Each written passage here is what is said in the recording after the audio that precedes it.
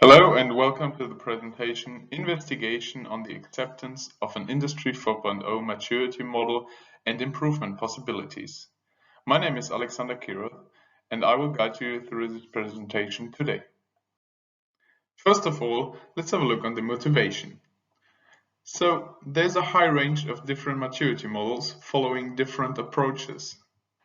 And additionally, there's no existing industry standard for maturity models, so there are many different maturity models. As well, there are differences in goal setting of the model. So maybe we'll have a short introduction on the different ranges of the models. So, for example, some models follow a questionnaire approach to rate the company's readiness. Others using references and tables to do so. Some self-assessment, some recommend a consultant to do so, like the Industry 4.0 maturity model. As well, other models try to reach the goal of reaching the highest possible maturity, whereas the maturity model for Industry 4.0, the one we are talking about today, tries to identify the status quo maturity and the maturity the company, which is assessed, wants to achieve. So by now, there's no widespread use of maturity models in Industry 4.0, especially the model we are looking at today.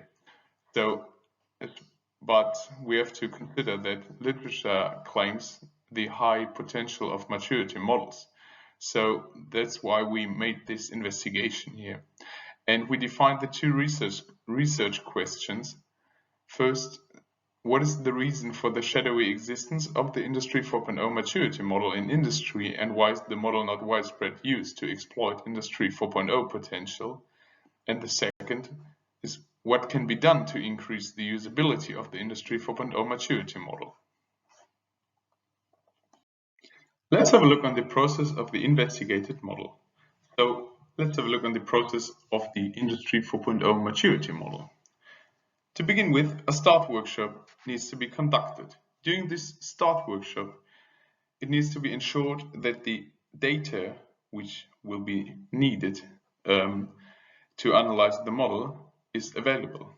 Additionally, during the start workshop, the strategy, the objectives, and the fields of applications must be defined.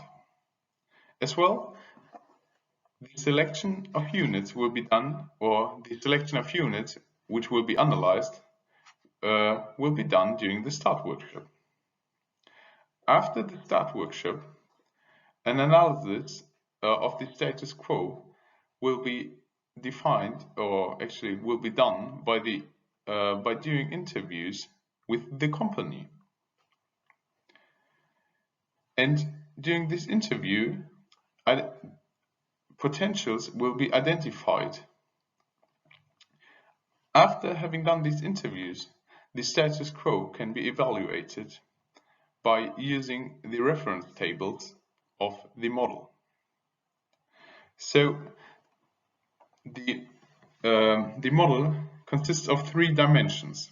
The first is data management, second is intelligence, and third is digital transformation, and each dimension contains rating criteria. So in total, there are 24 criteria, whereas each criterion contains specific rating criteria, which is based on a literature review we will talk about later.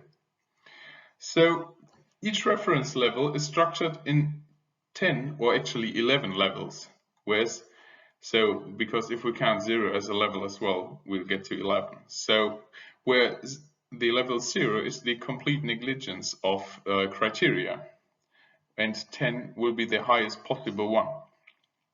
So based on the reference table, a target state evaluation can be done.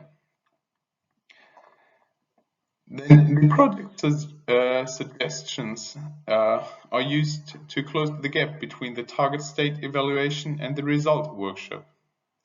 Whereas during the result workshop, the results were represented and explained to the company. In order to find answers to our research questions, we held some expert interviews or some semi-structured expert interviews with 20 users of the model. The interviews were semi-structured and held according to the Merriam. Yes, guarantee the freedom in the interview's thoughts. The users, or actually the interviewees, are all familiar and trained with the model and had a practical experience in consulting regarding Industry 4.0 and digitalization measures. The interviews were derived into three topics. First, the generic necessity of a maturity model. Second, the complexity of use of the Industry 4.0 maturity model. And third, the highest potential for improvement regarding the usability of our Industry 4.0 maturity model.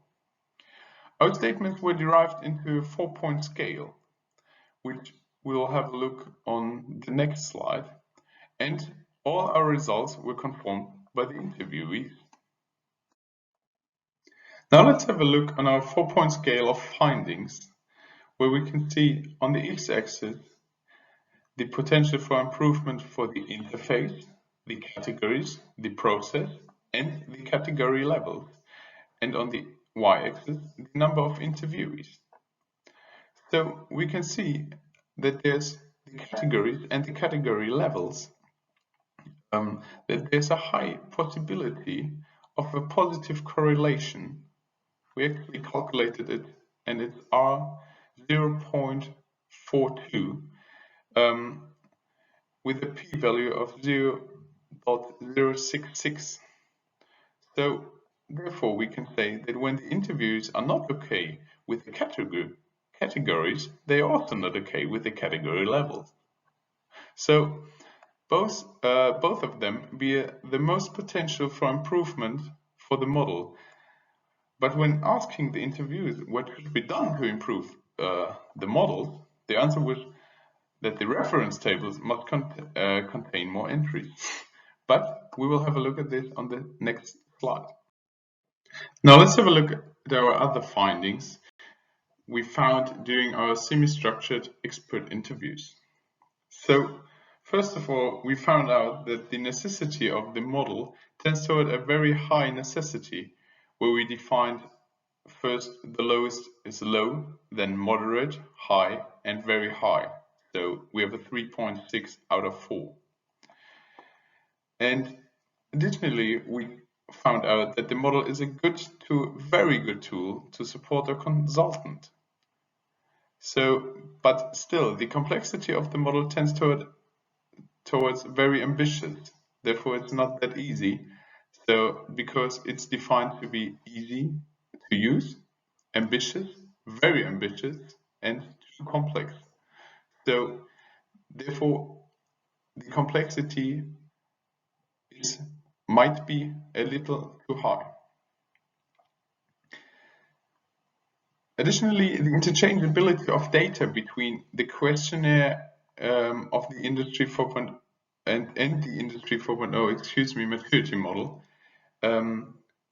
should be possible. Like already mentioned, we have a positive correlation of R0.42 and P 0.066 between the categories and the category levels. And the most potential for improvement would be if more entries are in the reference lists, which leads us to answering the first research question on the main reason for not widely using the Industry 4.0 maturity model are the incomplete reference lists. Now let's have a look on the improvement process of the Industry 4.0 maturity model. So the improvement process here is based on a literature review and the already collected data, which is collected by doing interviews or by defining the maturity of a company. So the data is anonymously, but it's used for the benchmark database, which is used to compare different companies of different branches and compare their Industry 4.0 maturity. So we have one constraint which I would like to mention here, and this is that already defined levels can't be changed anymore. Yes, so like I mentioned already, the model is based on 3 dimensions, which is data, and so maybe a lot of people know big data, so which contains volume, velocity, variety, veracity, and so on. The second one is intelligence, which is defined in an enabler and using the intelligence.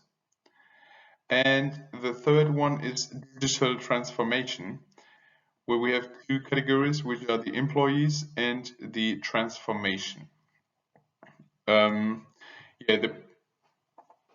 This paper exemplary shows how to update the reference tables of velocity, but when doing the research, we updated all of them to have all of them complete.